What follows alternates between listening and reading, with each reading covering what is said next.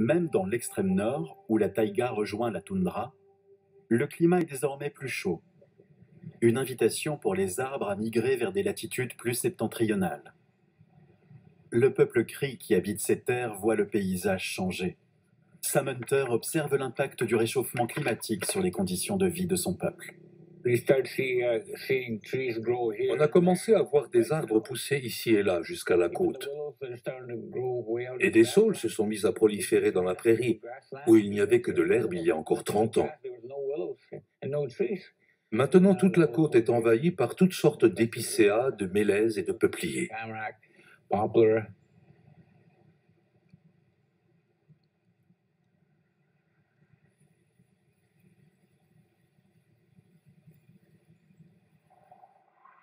Dans la taïga septentrionale, les arbres colonisaient jusqu'ici les reliefs formés par le permafrost. Maintenant que la glace souterraine est en train de fondre, ils tombent un à un, comme une maison soudain privée de ses fondations. Le sol s'affaisse et tout ce qui pousse sur ses berges meurt. Les arbres qui commencent à pencher sont appelés les arbres ivres, puis ils tombent et forment des tourbières. Les tourbières sont constituées de matière organique qui se décompose très lentement dans une eau stagnante et froide. Le long des berges touchées par la fonte du permafrost, tout meurt à mesure que la végétation disparaît.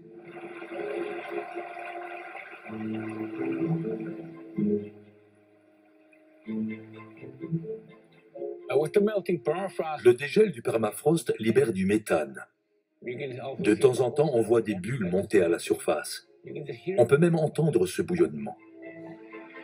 La matière organique conservée dans le sous-sol depuis des millénaires dégèle et sa décomposition produit du méthane, un gaz à effet de serre 30 fois plus puissant que le dioxyde de carbone. Lentement et dans l'indifférence générale, la taïga entre dans un cercle vicieux. La décomposition des arbres et la fonte du permafrost libèrent d'énormes quantités de gaz à effet de serre. Ces émissions réchauffent l'atmosphère et la taïga s'assèche de plus en plus. Les conditions favorables aux incendies sont réunies. Mike Flanagan est un spécialiste des feux de forêt et de l'atmosphère. À mesure que l'atmosphère se réchauffe, l'évaporation de l'eau contenue dans la matière combustible des forêts s'accélère de façon presque exponentielle. Tant que les pluies ne compensent pas ce phénomène, ce combustible s'assèche de plus en plus. Or, les modélisations de scénarios futurs semblent indiquer qu'il n'y aura pas d'augmentation des précipitations. La matière combustible sera donc plus inflammable. C'est un réel danger, parce que ça favorise les départs de feu et leur propagation. Et vu la quantité de combustible disponible, ça augmente leur intensité. En conclusion, ces feux plus nombreux seront plus difficiles, voire impossibles à maîtriser. L'équilibre entre le cycle de feu et la régénération de la forêt est rompu. Il s'est mué en cycle infernal, aux effets insidieux, car plus il fait chaud, plus les orages de foudre se multiplient. Dans les forêts boréales d'Amérique et de Russie, le cycle de feu s'est raccourci. Les incendies sont plus fréquents, plus étendus et aussi plus intenses qu'avant.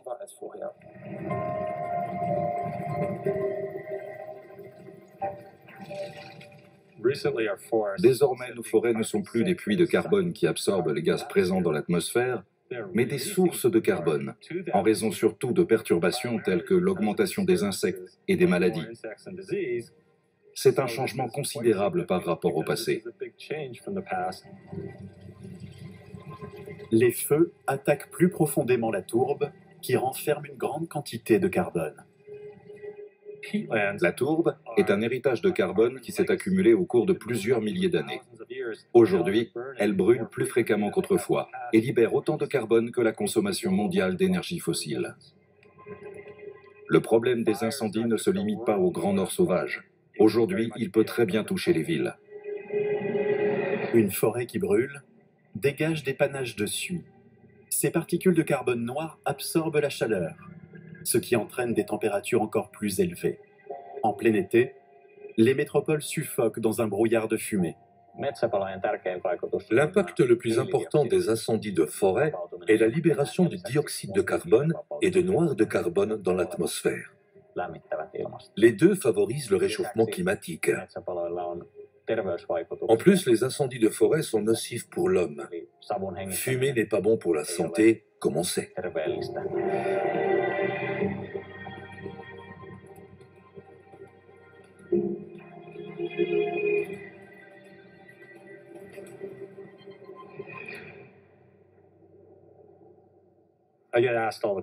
On me demande très souvent si la forêt va disparaître avec l'augmentation des incendies.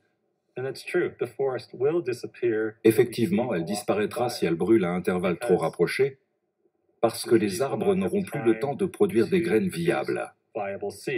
Il leur faut des années et des années pour ça. À la fin, il n'y aura plus que de l'herbe et quelques buissons peut-être.